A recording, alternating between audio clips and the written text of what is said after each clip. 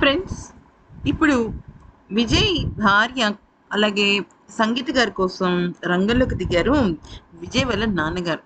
అయితే మ్యాటర్ ఏంటి అనేది గనుక చూసినట్టయితే, విజయ్‌కి అలాగే తన భార్య సంగీత గారికి మధ్య కోపం ఎందుకొచ్చింది? అంటే ఎందుకు వాళ్ళు విడిపోయారు? అసలు విజయ్ తండ్రిగా చంద్రశేఖర్ గారు ఇప్పుడు ఏం చేయబోతున్నారు? అసలు దీని వెనకాల ఉన్న కథా కమామిషి ఏంటనేది ఇప్పుడు మనం తెలుసుకుందాం. ఫస్ట్ బేసికల్లీ మనం గత వీడియోలో చెప్పుకున్నట్టుగా విజయ్‌కి అలాగే తన భార్య సంగీతకి ఇద్దరికీ మధ్య గొడవ ఏర్పడిన దానికి కారణం ఏంటి అంటే, విపరీతంగా వైరల్ పోస్టులు అవ్వటం. అంటే ఒక హీరోయిన్‌తో విజయ్ సన్నిహితంగా ఉండటం, ఆ పోస్టులు నెట్టింట్లో వైరల్ అవ్వటం. అయితే ఆ వైరల్ అయిన ఫోటోసు, వీడియోస్ చుట్టూ విపరీతమైన రూమర్స్ రావటం. ఆ రూమర్స్ తప్పు, అబద్ధం ఏదొకటి చెయ్యండి అని జెప్పేసి అటు విజయ్ కానీ, అటు ఇంకొక మూడో మనిషి కానీ స్పందించకపోవటం. ఇవన్నీ జరుగుతూ వచ్చాయి. అయితే ఈ నేపథ్యంలో ఏం జరిగింది?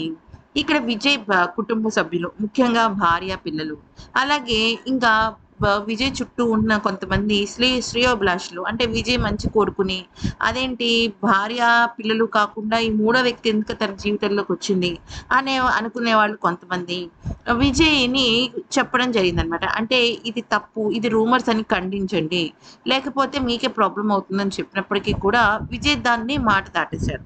దాంతో ఇక విజయ్‌తో పాటుగా విజయ్ భార్యకి కూడా చాలా రకాలుగా విభేదాలు వచ్చేసాయి. విభేదాలొచ్చిన తర్వాత ఇక నేను విడిపోతున్నాను అని చెప్పకుండా విజయ్‌ని వదిలేసి వెళ్ళిపోయిందనమాట. అంటే వదిలేసి వెళ్ళిపోవడం అంటే ఇక్కడ గొడవలు ఎక్కువైపోతున్నాయి వాళ్ళకి. సో, గొడవలు ఎక్కువైపోయినప్పుడు ఖచ్చితంగా ఒక మనిషి దూరం అయిపోవాలనే అనుకుంటాడు దానికి సొల్యూషన్. ఎందుకంటే ప్రతిరోజు గొడవలు, విభేదాలు, మనస్పర్ధలు, వాళ్ళ మనసులు హర్ట్ అవ్వటం ఇవన్నిటికన్నా కూడా దూరంగా ఉంటే బెటర్ కదా అన్న ఆలోచనొస్తుంది.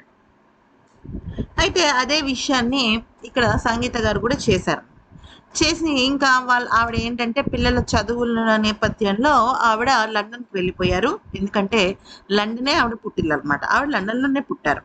ఈ నేపథ్యంలో సరే ఇదంతా కూడా ఏమైంది? విజయ్ తల్లిదండ్రులు ఫస్ట్ వీళ్ళిద్దరి మధ్య ఓకే గొడవలున్నాయి. అవి సర్దుబాటు అవుతాయి అనుకుంటున్నాను.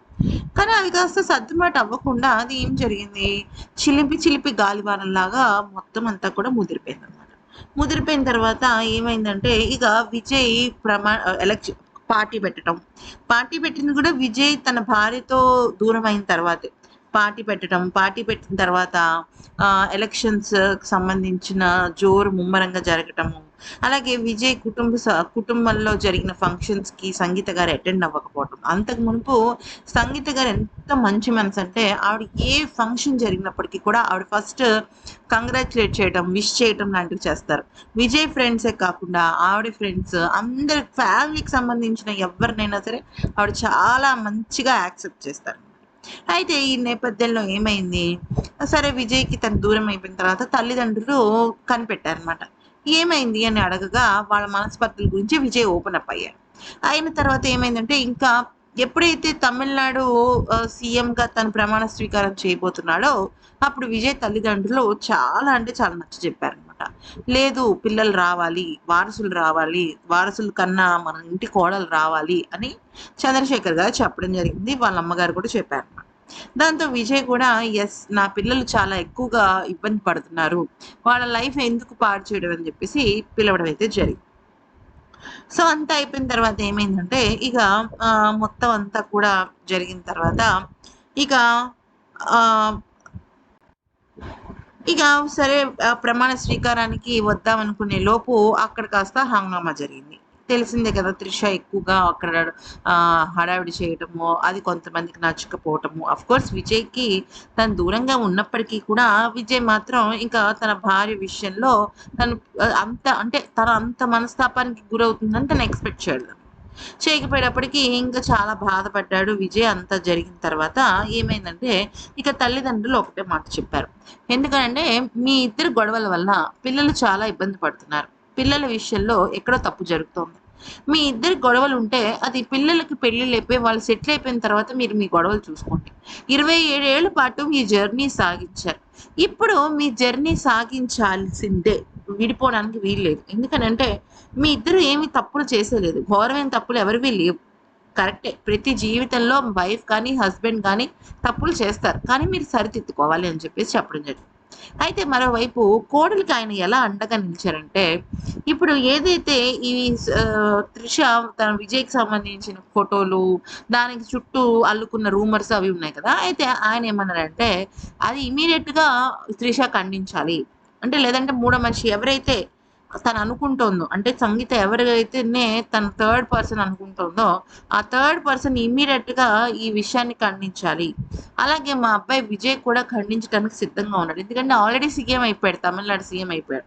సో, వ్యక్తిగతమైన విషయాలు ఎప్పుడైతే ఇక్కడ ఆహ్, ఎక్కువగా విషయాన్ని సంతరించుకుంటున్నాయి, ఖచ్చితంగా దానికి సంబంధించి ప్రతి ఒక్కరు కూడా అడుగుతుంటారు. అంటే ఒకప్పుడు ప్రొఫెషనల్, పర్సనల్. కానీ ఎప్పుడైతే పర్సనల్ అనేవి ప్రొఫెషనల్ రేంజ్‌కొచ్చేసాయో, ఖచ్చితంగా మనం సమాధానం చెప్పాల్సిన టైం వస్తుంది.